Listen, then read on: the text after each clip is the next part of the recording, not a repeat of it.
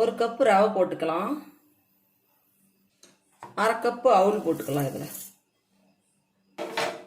ரெண்டையும் சேர்த்து பொடி பண்ணி எடுத்துகிட்டு வந்துடலாம். பொடி பண்ணிட்டு வந்த ரவையை அவளை வேறு பவுலில் மாற்றிக்கலாம்.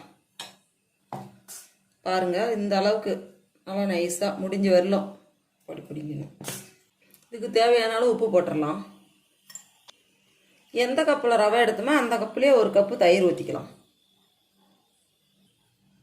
எல்லாம் சேர்த்து நல்லா கலந்து விட்டுறலாம். கொஞ்சம் புளிக்காத தயிரை எடுத்துக்கோங்க. பாருங்கள், எல்லாம் நல்லா கட்டி விடாமல் கலந்தாச்சு. அப்படியே ஒரு 5 நிமிஷம் ஊறட்டும். பாருங்க, 5 நிமிஷம் ஆயிடுச்சு. நல்லா சாஃப்டாக இருக்குது, ஊறி வந்துருச்சு.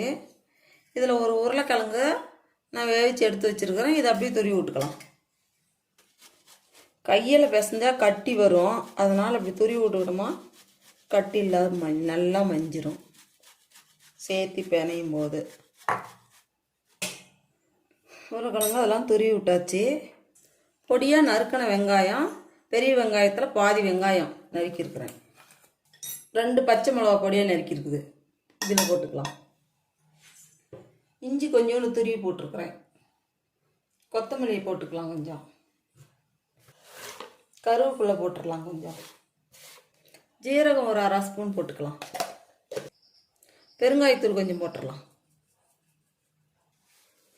எல்லாம் கலந்து பிசைஞ்சிக்கலாம். மெதுவடைக்கு நம்ம உளுந்து ஊற வச்சு ஆட்டி அப்புறம் தான் செய்வோம். பாருங்கள், இப்படி செஞ்சால் வீட்டில் இருக்கிற பொருளை வச்சு ரொம்ப ஈஸியாக 10 நிமிஷத்தில் செஞ்சிடலாம். பாருங்கள், எல்லாம் சேர்ந்து கலந்து பிசைஞ்சு வச்சாச்சு.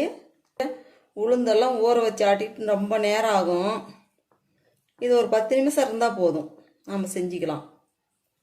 டக்குன்னு ஈஸியாக செஞ்சுக்கலாம். எண்ணெய் ஊற்றி வச்சாச்சு. எண்ணெய் காயிட்டும்.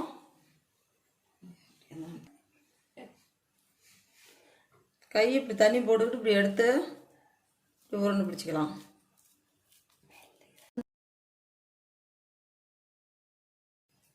பாருங்க, வடி எடுத்து இப்படி ஓட்டை போட்டுக்கலாம். ரொம்ப ஈஸியாக போயிடும்.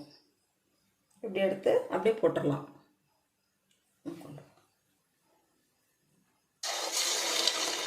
பாருங்க, எண்ணெய் காஞ்சிச்சு. ஒவ்வொன்றா மீதி இருக்கிறதையும் போடலாம்.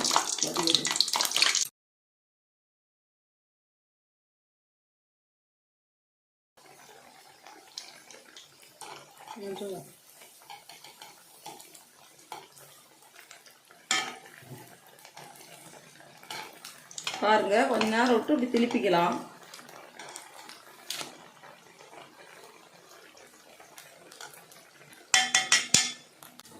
பாருங்க, எப்படி வெந்துருச்சு.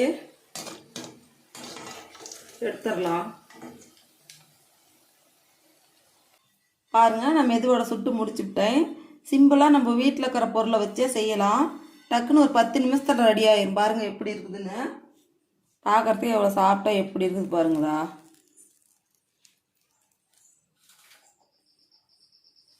நல்லா இருக்குது பாருங்கடா.